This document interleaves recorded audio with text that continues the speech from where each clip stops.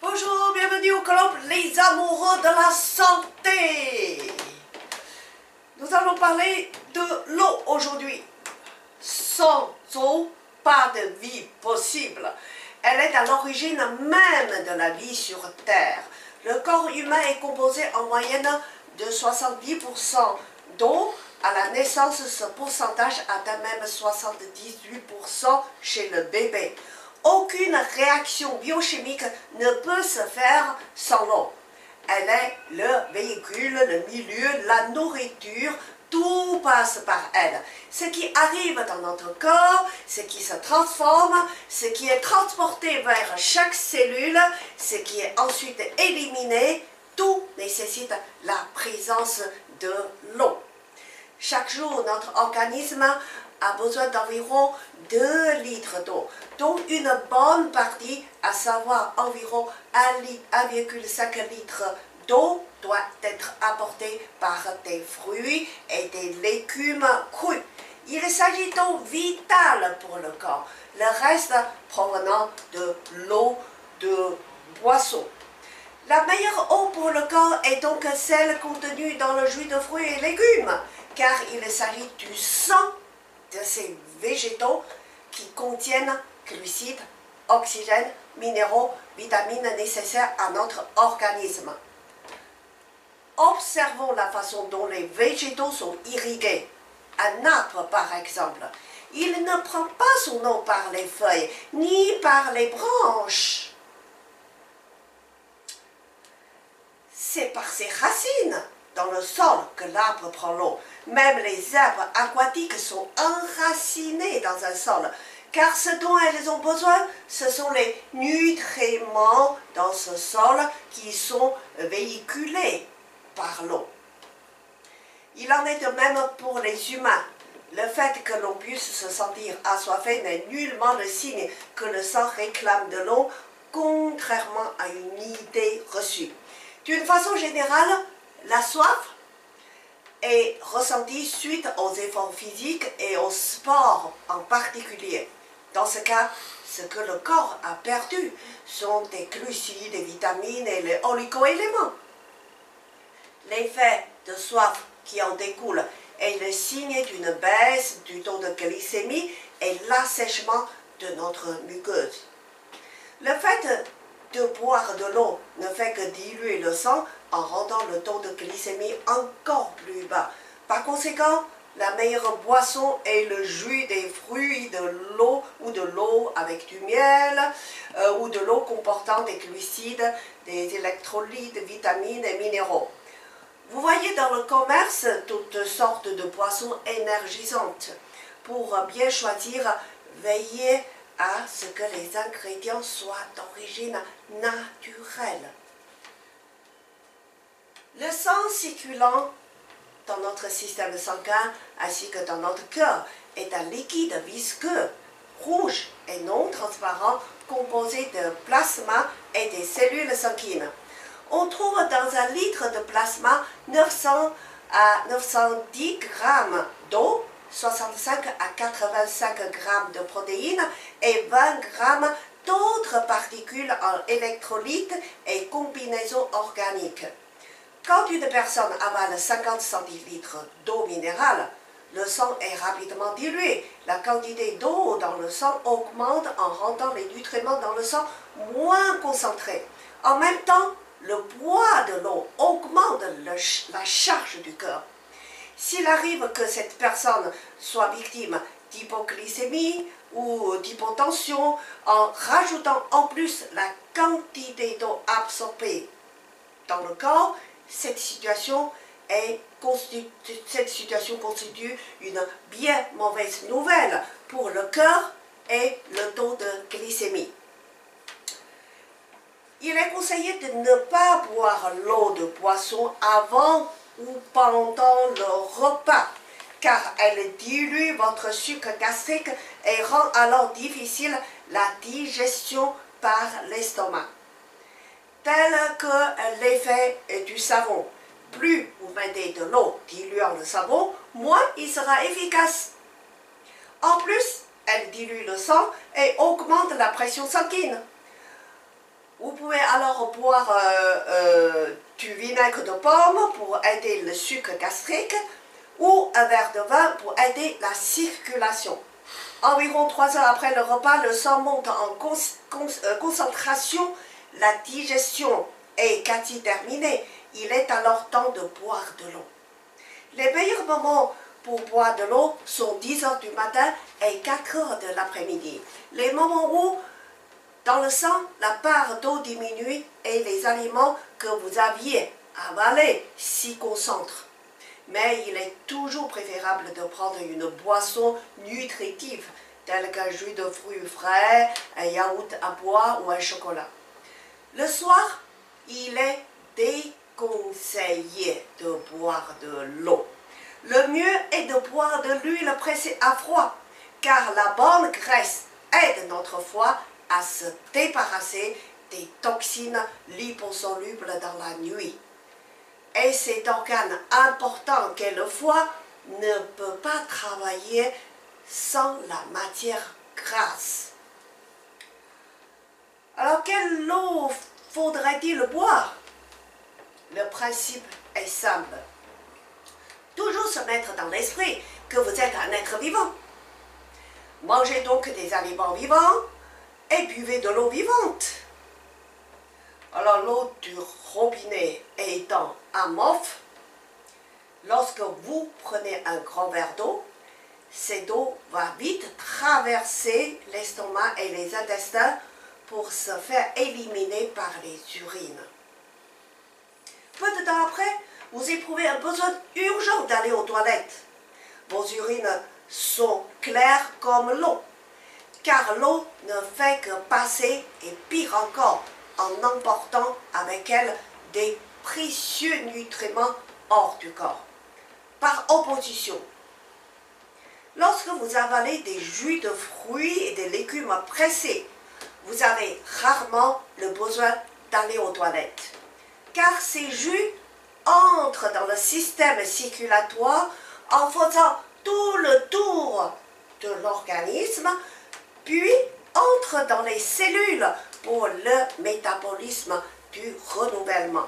Tout ce processus demande du temps avant d'emmener les déchets vers le système urinaire. L'eau du robinet, dite potable, mais elle contient nombre de toxiques tels que des pesticides, des métaux lourds, des résidus médicamenteux, des détergents, des résidus de traitement par le chlore, etc. Maintenant, imaginons l'eau de la nature, vivante, majestueuse, libre, dynamique, un jour captée par l'homme et traitée ensuite par le chlore, les alumines et des ferrites avant d'être enfermée dans le noir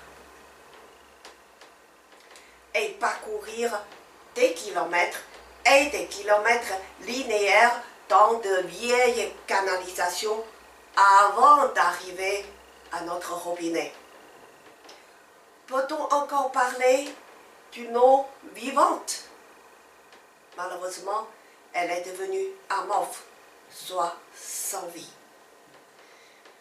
Contrairement à une idée reçue et surtout vendue, l'eau minérale en bouteille est encore plus problématique. Les eaux chargées en minéraux non assimilables n'ont aucun intérêt pour l'organisme. Elles ne font que surcharger nos reins.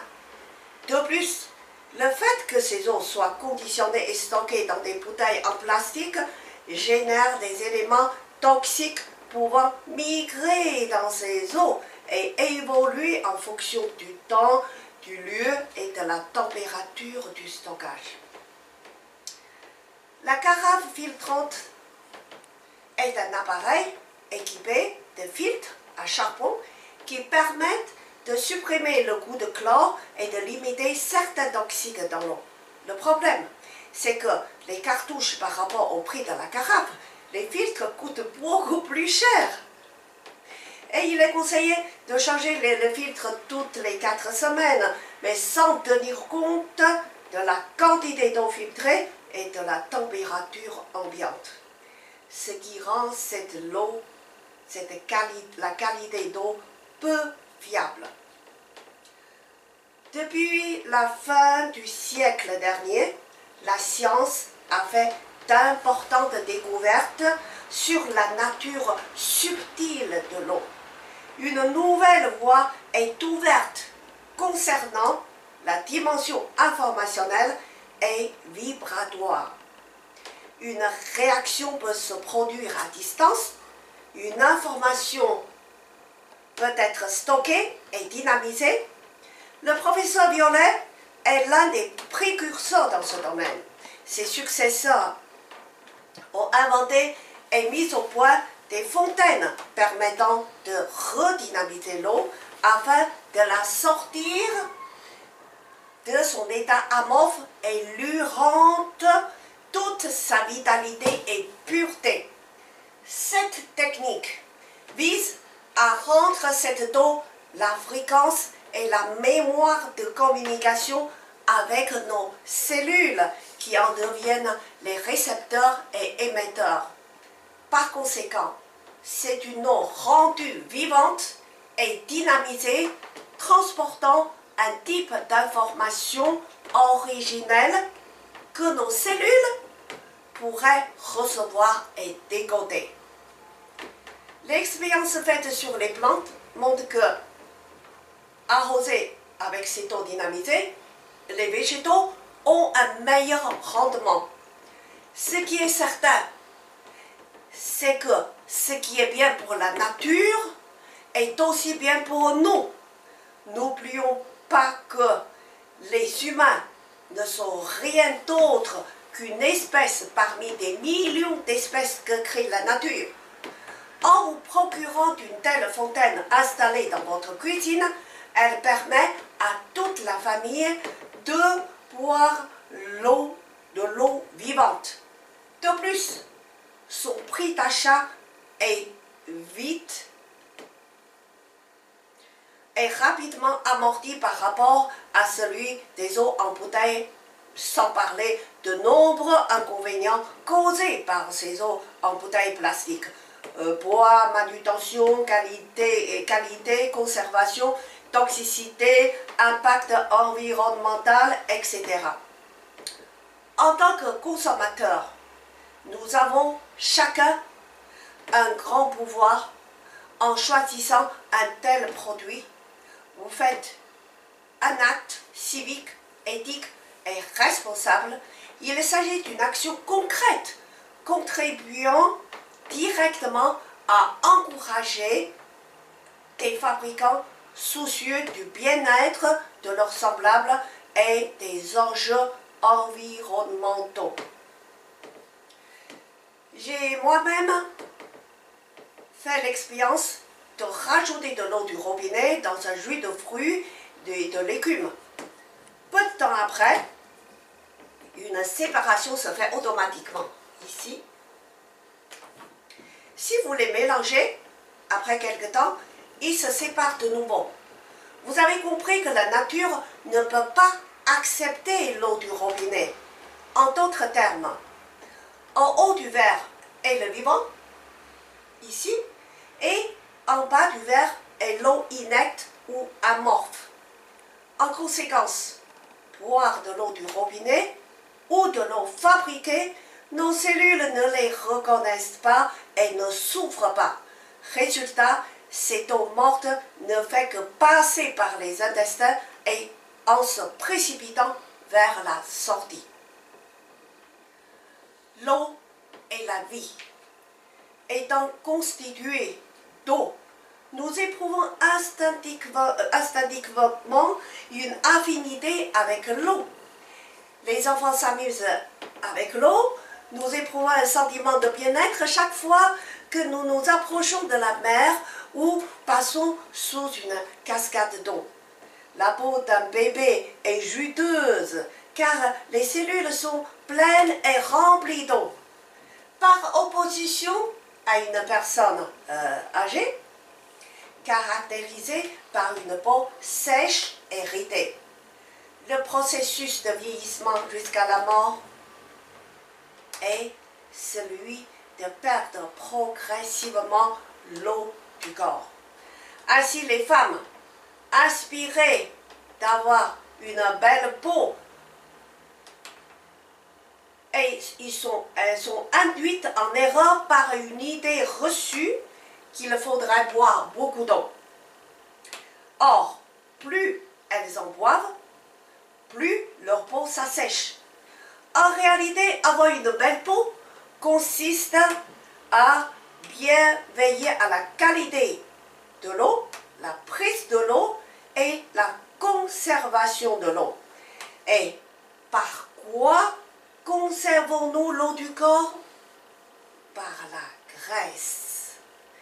Nos cellules sont enveloppées d'une membrane qui est une sorte de petit sac pour conserver l'eau en l'empêchant de s'évaporer. À titre d'exemple, un bol de soupe très chaude avec une couche d'huile dessus peut rester longtemps chaude.